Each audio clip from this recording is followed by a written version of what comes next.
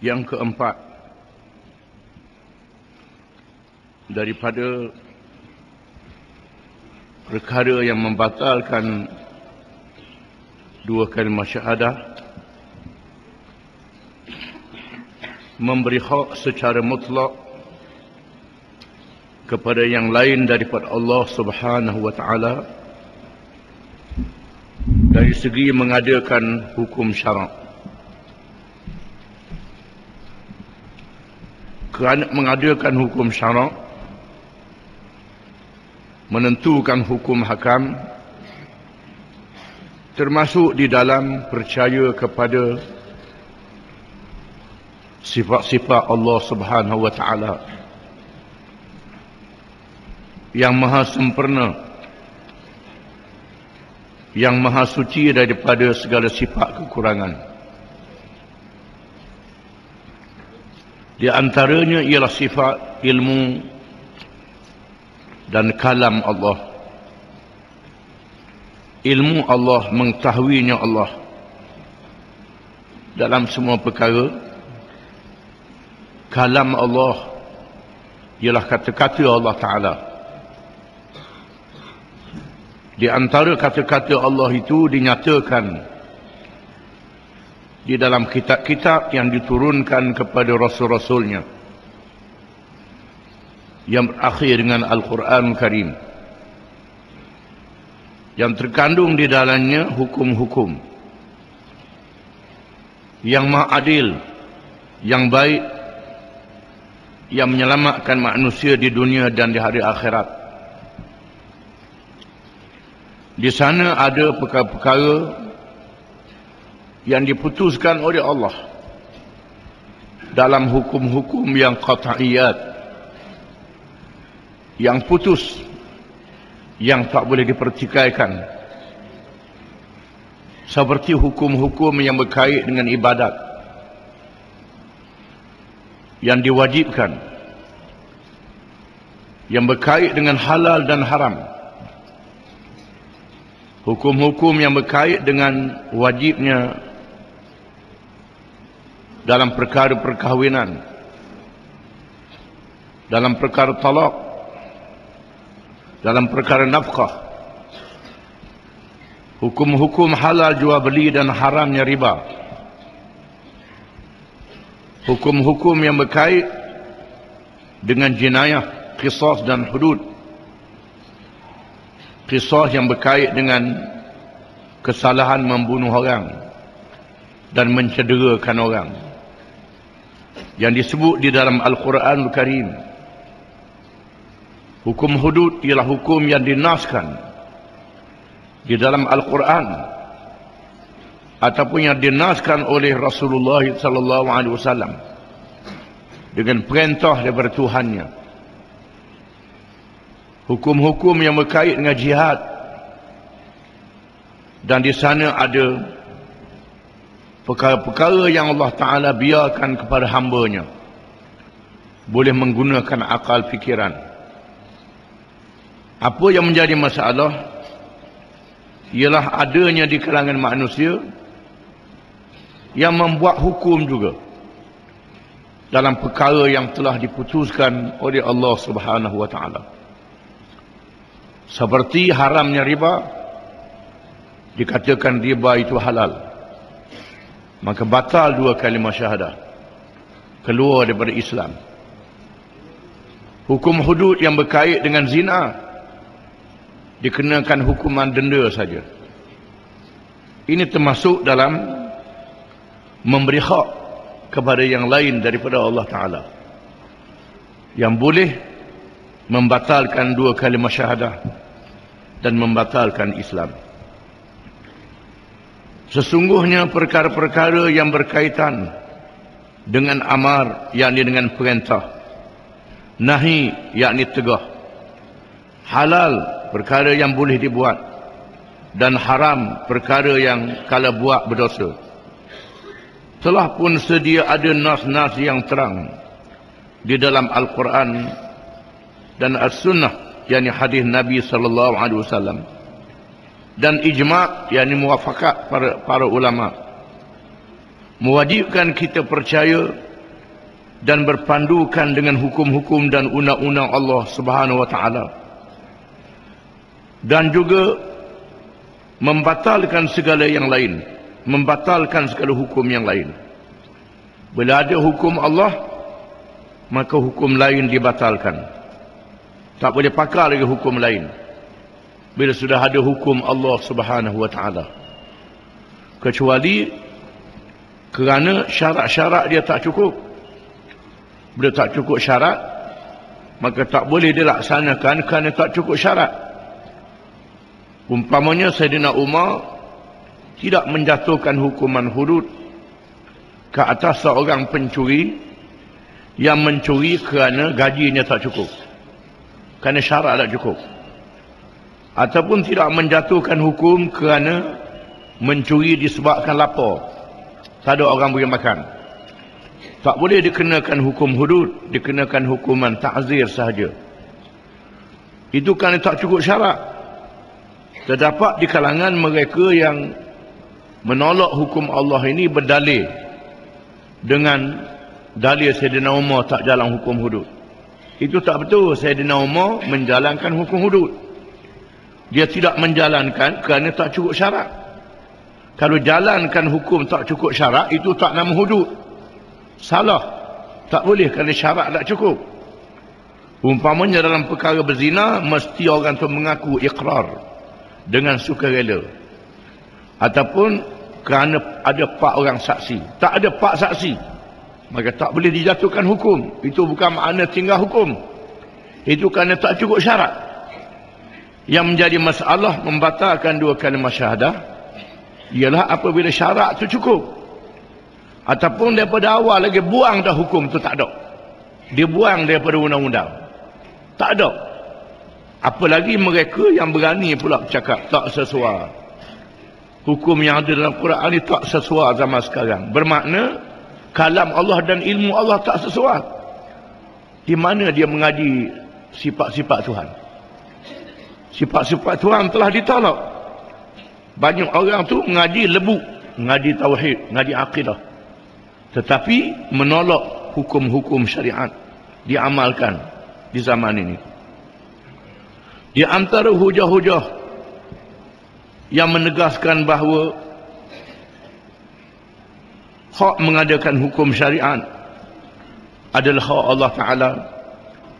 Bila berani mengadakan hukum dan undang-undang dalam perkara yang telah diputuskan oleh Allah, bermakna membatalkan 2 kalimah syahadah. Hujahnya yang pertama, Allah Subhanahu wa taala mewajibkan kita mengikut syariat Islam dan melarang kita mengikut yang lain daripada syariat Allah Subhanahu wa taala. Sebarang undang-undang dan hukum-hukum yang terkeluar daripada syariat Allah Subhanahu wa taala, sama ada dari segi prinsip umum ataupun ruh perundangan Islam, adalah haram bagi umat Islam. Haram bagi umat Islam menegakkan undang-undang yang lain daripada syariat Allah. Sama ada undang-undang yang umum ataupun undang-undang yang khusus, dasar yang umum ataupun dasar yang khusus.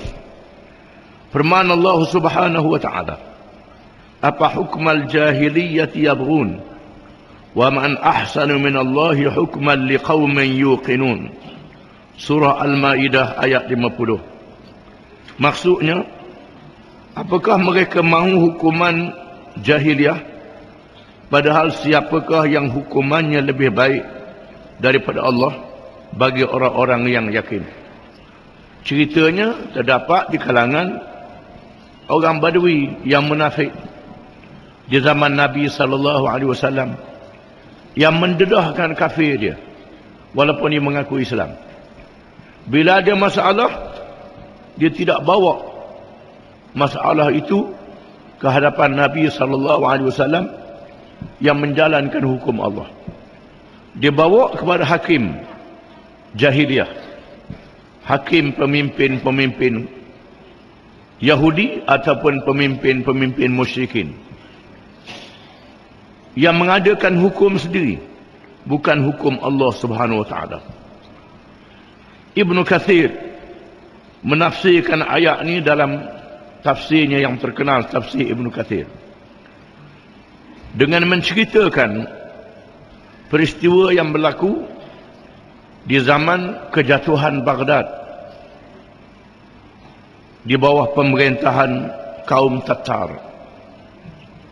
Kaum Tatar ialah satu kaum yang ganas, yang menyerang banyak negeri, akhirnya menakluk Baghdad yang menjadi pusat kerajaan Islam, kerajaan Abbasiyah. Apabila kaum Tatar menakluk Baghdad, kaum Tatar telah menggubal satu perlembagaan yang dinamakan Yasak. Setengah ulama menamakan Yasyik.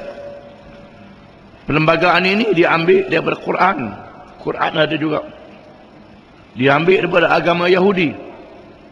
Diambil juga daripada agama Kristian. Dan diambil berakal fikiran dia sendiri. Dicampur-campur. Quran dia tak tinggal. Maka ulama-ulama di zaman itu memberi fatwa haram bagi orang Islam menerima perlembagaan ini. Haram, tak boleh. Haram menerima perlembagaan ini. Kalau percaya, maka jadi kufur, jadi jahiliyah.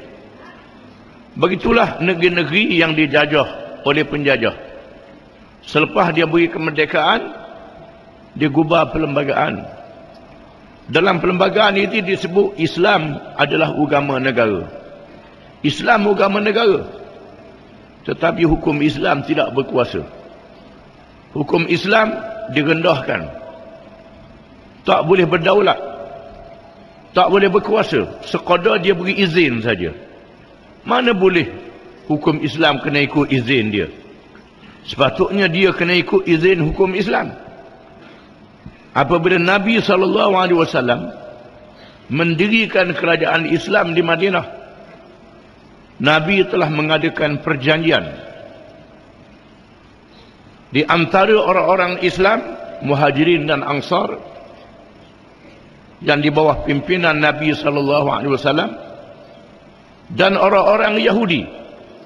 Orang-orang Yahudi, Bani Nadir, Bani Qainuqa, Bani Quraizah, dan lain-lain. Kemudian diikuti oleh orang-orang Kristian Najran, dan diikuti oleh kabilah-kabilah Arab yang bernaung, yang tunduk di bawah pemerintahan Islam. Dia buat perjanjian. Di antara yang disebut di dalam perjanjian itu, wa annahu ma kana min bain hadhihi as-sahifati min hadathin aw istijarin yukhafu fasaduhu famarduhu ila Allah wa ila Muhammadin Rasulullah sallallahu alaihi wasallam. Apa-apa perkara yang menjadi pertelengkahan di kalangan semua mereka yang terlibat, di kalangan ahli sahifah yang mengadakan perjanjian ini, yang dibimangi boleh merosakkan perjanjian ini, maka hendaklah dikembalikan kepada Allah, yakni Al-Quranul Karim, dan Muhammad Rasulullah sallallahu alaihi wasallam, yakni hadis Nabi sallallahu alaihi wasallam. Sepatutnya hendaklah disebut dalam perlembagaan hukum Islam ada hukum yang paling tinggi sekali. Mana-mana undang-undang yang bercanggah dengan Quran dan hadis serta ijma' ulama hendaklah dibatalkan. Itu caranya, barulah jadi Islam. Kalau tak ada hal ni, walaupun duk sebut Islam saja, tapi Islam tidak ada kuasa. Tak ada kuasa. Nak hukum orang murtad tak boleh, hukum qisas tak boleh, hukum hudud tak boleh, kerana Islam tak ada kuasa. Inilah yang disebut dengan hukum jahiliyah, yang boleh membatalkan dua kalimah syahadah selagi percaya dan beriman dengan dasar yang seperti ini. Firman Allah Subhanahu wa taala, "Thumma ja'alna 'ala syari'atin min al-amri fattabi'ha wa la tattabi' ahwa'a alladhina la ya'lamun." Suratul Jathiyah ayat 18. Maksudnya, kemudian kami jadikanmu di atas satu syariat, peraturan tentang urusan itu, yakni agama ini, maka ikutilah syariat itu, dan janganlah kamu ikuti hawa nafsu orang-orang yang tidak mengetahui. Ayat ini ditujukan kepada Rasulullah sallallahu alaihi wasallam supaya tetap di atas syariat yang diturunkan oleh Allah. Hendaklah mengikut syariat itu dan jangan ikut hawa nafsu. Bermakna lain berhukum syariat adalah hukum hawa nafsu, hendaklah ditolak. Yang bercanggah dengan syariat adalah hawa nafsu, yang dilarang, yang diharamkan daripada Allah Subhanahu wa taala. Hendaklah kita patuh. Dan sekiranya kita baca suratul Maidah, dalam surah Maidah ni adalah disebut hukum-hukum yang berkait dengan mencuri dan merampok. As-sadiq was-sadiqatu faqta'u aydiyahuma jazaa'an bima kasaba nakalan min Allah. Pencuri lelaki dan pencuri perempuan hendaklah dipotong, dikerak tangan keduanya, hukuman cegahan daripada Allah. Dan dalam surah Maidah juga ada hukum yang berkait dengan hirabah, yang merampok dan melanun. Merampok dan melanun. Melanun di laut.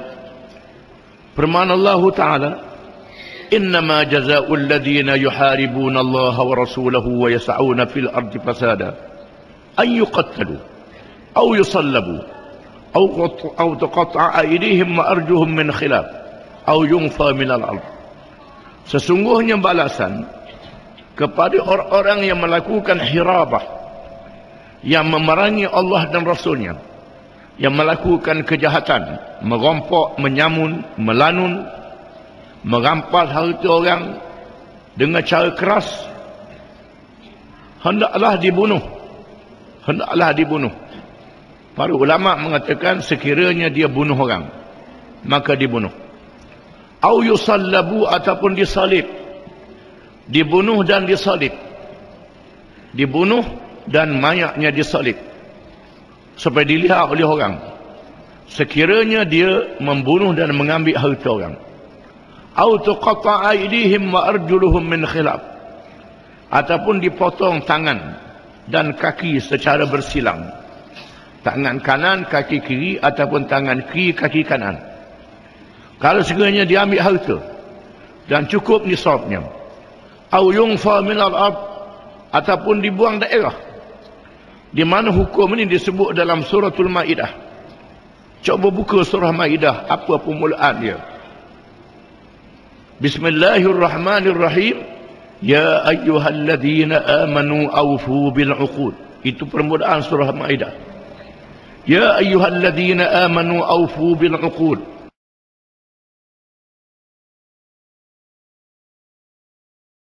Janji-janji yang diikatkan. Janji-janji yang kita ikat. Janji yang paling besar ialah janji dua kalimah syahadah. Asyhadu an la ilaha illallah wa asyhadu anna Muhammadar Rasulullah. Ini janji kita dengan Tuhan, dua kalimah syahadah ni. Bila dia batal hukum hudud yang ada dalam surah Maidah, bermakna dia rungkai janji dia dengan Allah Subhanahu wa taala.